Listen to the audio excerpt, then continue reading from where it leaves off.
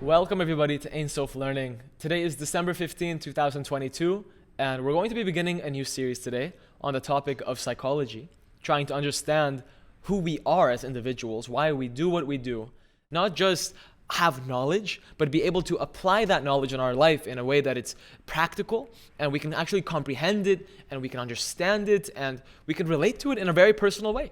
So we're going to bring that wisdom of psychology, and we're going to bring in some other disciplines, which we're going to see exactly how we're going to integrate the two, in understanding who we are as individuals and what is the meaning of life.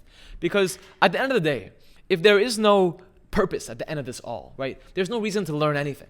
There's no reason to do anything even. If there is no purpose, then 8 billion people are all right now doing nothing. They're doing something, but they're doing it for nothing, right? There is no meaning at the end of the day. So that means that really we're doing nothing right now. It's like purposeless, meaningless. And I don't know about you, but I'm a very firm believer that there is a meaning. And that meaning is able to be found and attained to degrees, according to your desire, according to your capacity, like we said at the beginning. What we're really saying here is, what is life? We're trying to define what life is. I mean, I'm a life. You're a life. The animals are life. Plants are life. Okay, I mean, does that have something to do with us? Maybe. We're going to see exactly how we can understand this in the bigger context, right? In the greater perspective.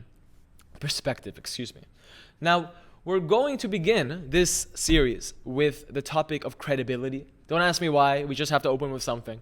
Credibility is a judgment that is made by a perceiver about the believability of the communicator. Like, let's say you're giving a speech or you're giving a talk. You're talking to someone. How much do they believe that you know what you're talking about? How, if they even believe it in the first place? So the first primary dimension of establishing that credibility is expertise. If you want to show that you're credible, you have to know your stuff. Or at least you have to appear to. But realistically, you want to actually, exhibit those characteristics of genuinity. So you have to demonstrate that you have experience and that you've been well trained. You're not just here for the show.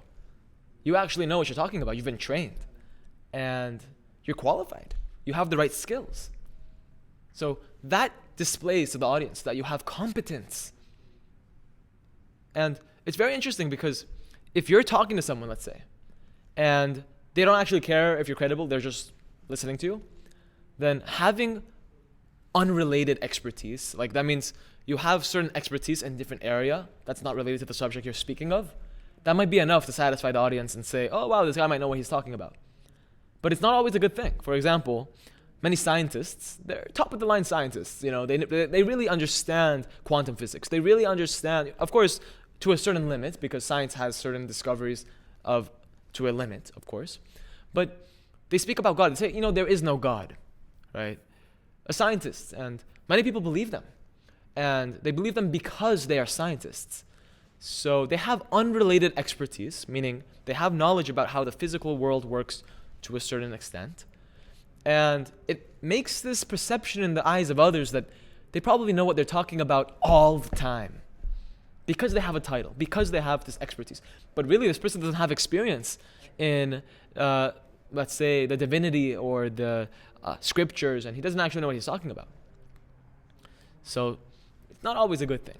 Relevant experience and expertise are crucial in order to establish your credibility.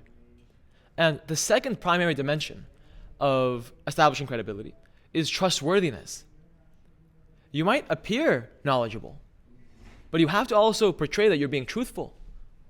You have to be trusted by the audience. For example, if you're going to a psychologist or you're going to a mechanic, you don't want to just go to someone who knows what they're doing. You want to go to someone who's also has integrity.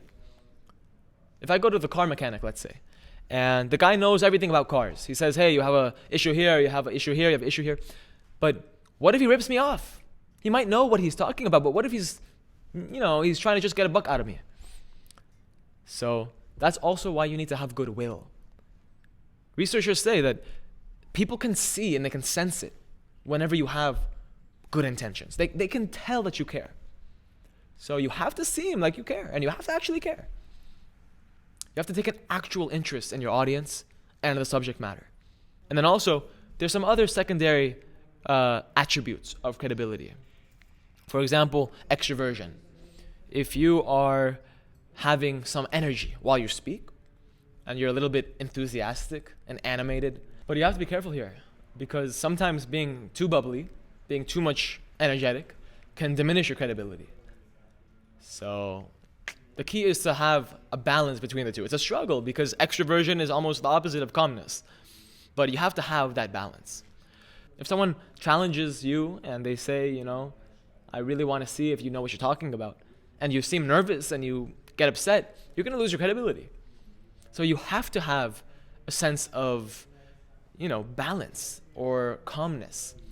So if your trustworthiness ever comes into question and you respond with calm manner and you effectively respond to what they're saying, you don't just ignore it, then you'll likely maintain your credibility. But if you get nervous, or you don't know how to respond, or you get upset, then most likely you're going to lose it. Now, the third dimension of this secondary characteristics for credibility is your sociability. How friendly are you? If someone likes you, because that's whenever they actually consider you to be a credible person. If they like you, it's a huge advantage. If you have empathy, if you're authentic, that goes such a long way in establishing your credibility with others. So, if you enjoyed this video, then make sure to leave a like and comment the video idea for the next topic, and we will see you in the next one.